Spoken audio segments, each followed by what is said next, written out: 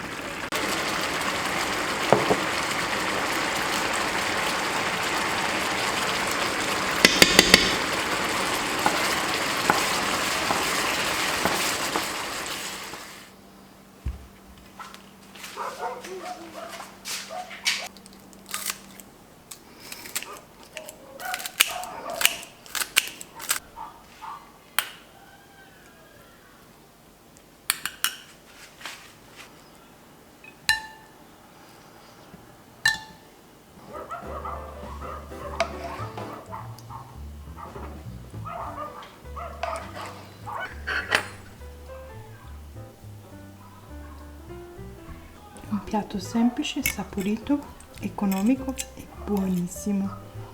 Provatelo e fatemi sapere qua nei commenti cosa ne pensate. Se il video vi è piaciuto condividetelo. Un bacione e ci rivediamo prestissimo sempre qui su Ricette di Gabri.